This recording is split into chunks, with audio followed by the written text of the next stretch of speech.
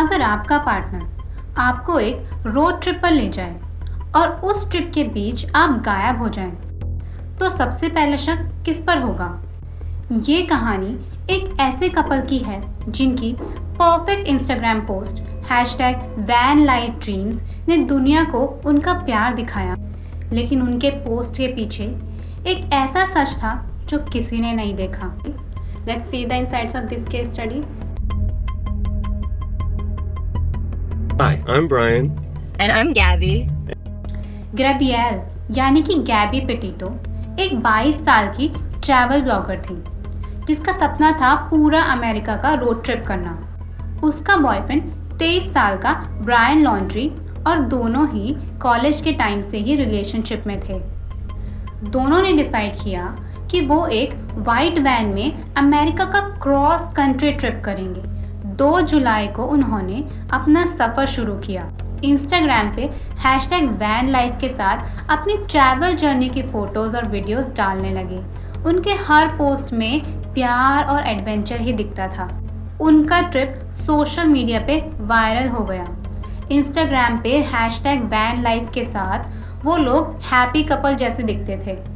Desert views, hiking photos, camp site reels, सब कुछ एकदम परफेक्ट लग रहा था, लेकिन कोई नहीं जानता था कि उनके बीच कुछ तो था जो ठीक नहीं था।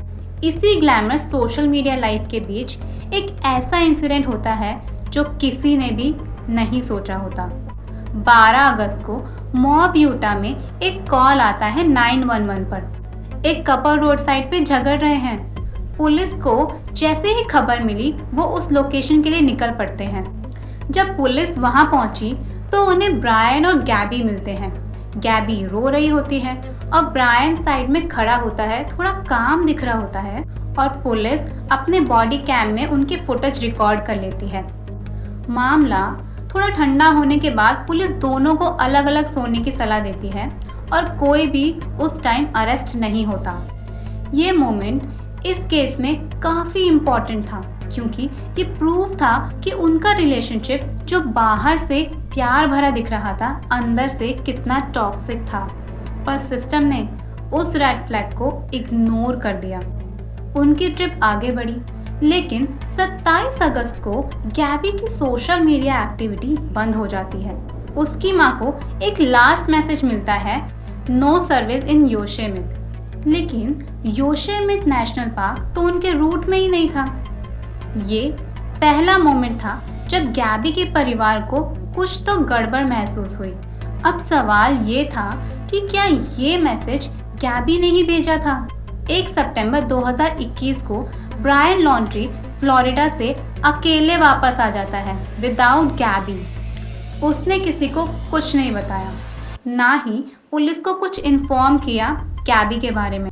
ये सब पता चलने के बाद जब गैबी के पेरेंट उसे कांटेक्ट करने की कोशिश करते हैं तो ब्रायन और उसका परिवार उनका रिस्पांस देना ही बंद कर देते हैं। 10 दिन तक ये साइलेंस और ब्रायन का अकेले लौटना गैबी के घर वालों को ये स्पेक्यूलेट करने पे मजबूर कर देता है कि क्या ब्रायन उनसे कुछ छुपा रहा है। 11 सितंबर 2021 को गैबी की मां निकोल स्किम्बिट न्यूयॉर्क में उसकी मिसिंग पर्सन रिपोर्ट रजिस्टर करवाती है।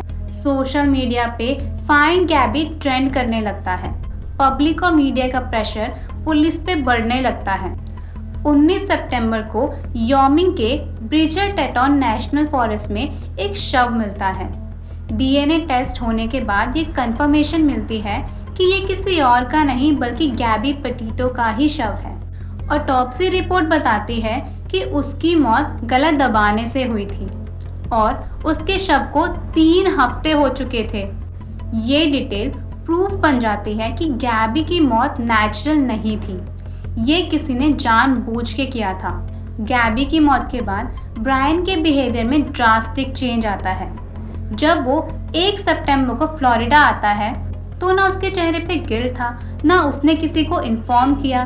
10 दिन तक वो सिर्फ चुप रहा और अपने लॉयर के जरिए पुलिस को सिंपल रिस्पांस देता था। गैबी की मिसिंग रिपोर्ट के बाद भी उसने कोई हेल्प नहीं की थी। लेकिन सबसे शॉकिंग चीज़ तो ये थी कि 13 सितंबर को ब्रायन कार्टन रिजर्व नाम के जंगल में हाइकिंग के लिए गया और कभी वापस नहीं आया। उसके पेरेंट्स ने 17 सितंबर को पुलिस को बताया कि वो लापता हो गया है। ये डिले भी बहुत सस्पिशियस लग रहा था। लोगों का कहना था कि लॉन्ड्री फैमिली ने पुलिस को गुमराह किया है।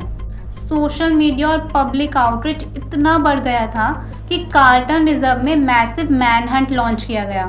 बोट्स, ड्रोन, स्नीफर डॉग्स सब कुछ लगाया गया, लेकिन ब्रायन का कोई पता नहीं चला। लंबी तलाश के बाद 20 अक्टूबर 2021 को ब्रायन के पेरेंट क्रिस और रॉबर्टा लॉन्ड्रे पुलिस के साथ कार्टन रिजर्व में जाते हैं। सिर्फ कुछ घंटों के अंदर ब्रायन का बैकपैक और नोटबुक मिलते हैं और उसके नियर बाय ब्रायन की हड्डियां भी। सरप्राइजिंगली वही एरिया पहले भी सर्च किया गया था, लेकिन तब वहां पे पानी भरा हुआ था। जब पानी कम हुआ तो ये सब दिखाई देने लगा। नोटबुक के अंदर ब्रायन का हैंड रिटन कन्फेशन था। उसने लिखा था कि गैबी इंजर्ड हो गई थी और उससे उसकी सफरिंग देखी नहीं जा रही थी। मैंने बस उसकी सफरिंग को एंड कर दिया। मुझे लगा मैं उसका दर्द कम कर रहा हूँ। ये मेरा डिसीजन था। और उसके बाद मैंने रियलाइज़ किया कि अब मैं अकेला रह गया हूँ और मैं चाहता हूँ कि लोग ये सब जाने कि मैंने ये सब क्यों किया। ब्रायन ने अपने नोट से ये जस्टिफाई करने की कोशिश की कि उसने ये सब गैबी की सफरिंग को ख़त्म करने के लिए किया है, लेकिन FBI और ऑटोप्सी रिपोर्ट ने ये क्लियर कर दिया था कि गैबी की इंजरीज और बॉडी कंडीशंस उसके वर्जन से बिल्कुल मैच नहीं करती। यानी कि ये कोई एक्सीडेंट या दर्द कम करने वाली सिचुएशन नहीं थी। ये सब कुछ क्लियरली इंटेंशनल था। ब्रायन के रिमेन्स आइडेंटिफाई हुए डेंटल रिकॉर्ड से और वो सेल्फ इन्फ्लिक्टेड था, मतलब कि उसने अपनी जान खुद ली थी। पर सबसे बड़ा सवाल तो ये था कि ब्रायन ने ऐसा किया क्यों। एक्सपर्ट्स और मीडिया के हिसाब से ब्रायन कंट्रोलिंग और पसेसिव था। रोड ट्रिप के दौरान उनका रिलेशनशिप और भी टॉक्सिक हो गया था। Frequent arguments, pressure of social media और उन दोनों का बाहरी दुनिया से आइसोलेशन 24/7 ने उनकी सिचुएशन को और बिगाड़ दिया। यूटा में कॉप्स के बॉडी कैम फुटेज ऑलरेडी एक ग्लिम्स दे चुके थे, जिसमें गैबी एंग्शियस और सेल्फ ब्लेमिंग दिख रही थी, जबकि ब्रायन काम और मैनिपुलेटिव दिख रहा था। ब्रायन ने अपने कन्फेशन में ये तो लिखा था कि गैबी हर्ट हुई थी, लेकिन उसके फिजिकल इंजरीज और लोकेशन ऑफ बॉडी ये बताते हैं कि ये कोई एक्सीडेंट नहीं था, ये सब कुछ डेलिब्रेट था। गैबी के परिवार ने उसकी याद में गैबी पेटिटो फाउंडेशन बनाया, जिसका एम है मिसिंग पर्सन्स के लिए अवेयरनेस और अब्यूज़ सर्वाइवर्स को सपोर्ट देना। ये केस सिर्फ एक वायरल न्यूज़ नहीं थी, ये एक वार्निंग थी कि हर स्माइल के पीछे एक कहानी होती है। उनका सोशल मीडिया पर दिखता प्यार रियल लाइफ में अब्यूज़ बन चुका था। जब भी किसी रिलेशनशिप में फियर हो, कंट्रोल हो या गिल्ट हो, वहाँ प्यार नहीं डेंजर होता है। किसी की मुस्कुराहट के पीछे छुपा दर्द पहले समझ लो, क्योंकि कभी कभी एक रेड फ्लैग इग्नोर करना किसी की ज़िंदगी का अंतिम सिग्नल बन सकता है। गैबी पेटिटो फाउंडेशन आज उन लोगों की मदद करता है जो अब्यूजिव रिलेशनशिप में हैं, ताकि किसी और गैबी की कहानी इसी तरह से ख़त्म ना हो। अगर आप या आपके आसपास कोई इमोशनल या फिजिकल अब्यूज़ फेस कर रहा हो तो चुप मत रहिए। हेल्प अवेलेबल है। कभी कभी हमारा एक स्टेप लेना किसी की ज़िंदगी बचा सकता है। सच्चे प्यार में सेफ्टी और रिस्पेक्ट सबसे ज़्यादा ज़रूरी होती है। मैं हूँ मिटसे, मिलते हैं एक और कहानी के साथ जिसमें सच, सस्पेंस और सबक सब कुछ होगा। तब तक के लिए लाइक, शेयर एंड सब्सक्राइब ज़रूर कीजिए। यहाँ हम ऐसी ही सच्ची कहानी के बारे में बात करेंगे। एंड कमेंट्स में बताइए कि आपके हिसाब से एक टॉक्सिक रिलेशनशिप को सोशल मीडिया पे हैप्पी दिखाना खुद के लिए ज़्यादा डेंजरस है या दूसरों के लिए? और आपके लिए रियल रिलेशनशिप का मतलब क्या है, दिखावा या समझदारी?